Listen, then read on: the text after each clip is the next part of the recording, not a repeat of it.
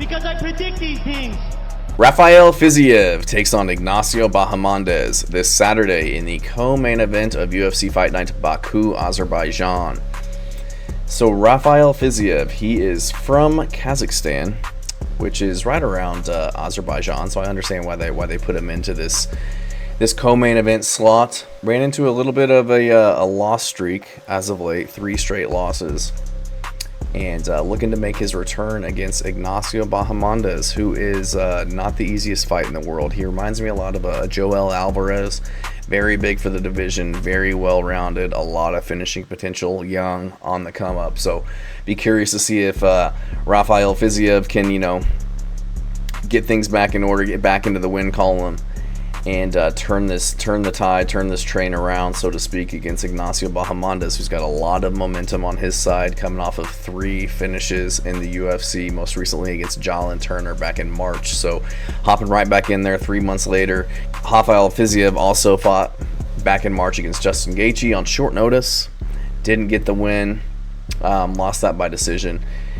Before that, lost to Mateusz Gamrot, tore his ACL. That was back in September, and before that, lost to Justin Gaethje again by decision. So hasn't won since July of 2022 against Rafael dos Anjos. So momentum is definitely on Ignacio Bahamondes' side. So Ignacio Bahamondes, he's 27, 6'3", with a 75.5-inch reach, and he's 17-5 in his career. And like I said, just absolutely huge for lightweight. Switches stances very well, really good striker, uses his length well, manages the distance very good in fights.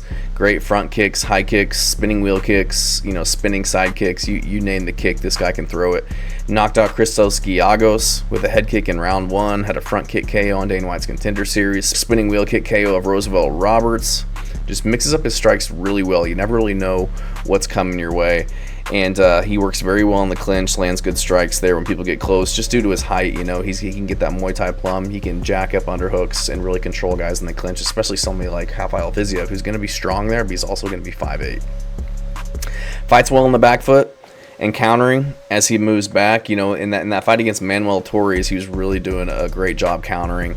Countered him twice on the back foot to put him on the mat, and then finished him, I think, even through a head kick while moving backwards to knock Manuel Torres down. So tough dude as well. We saw him take some damage in the Ludovic Klein fight, but good chin, able to fight through it and push forward.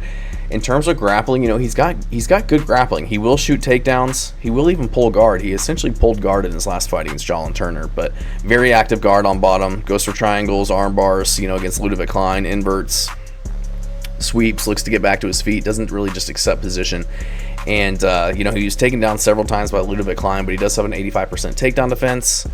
And shot a bad shot against Jalen Turner in that last fight.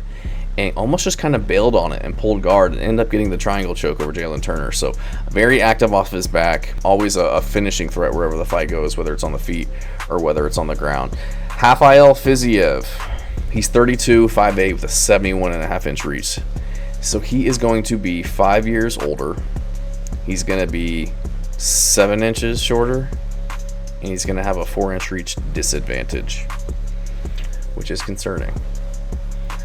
Switches stances constantly, kicks very well, very fast kicks.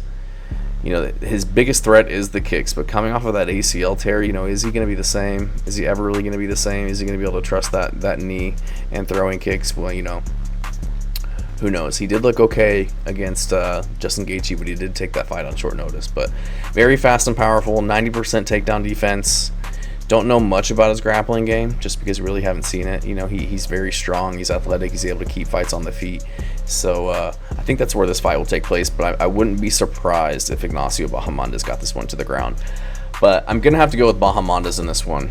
He's just the more complete fighter. He's great everywhere. He's younger, he's bigger, he has more finishing potential, I think. Rafael FIziev, when he came to the UFC, he had a lot of good finishes. He finished RDA, Brad Riddell, which is a good win. If you know Brad Riddell, he's a very high-level Muay Thai striker.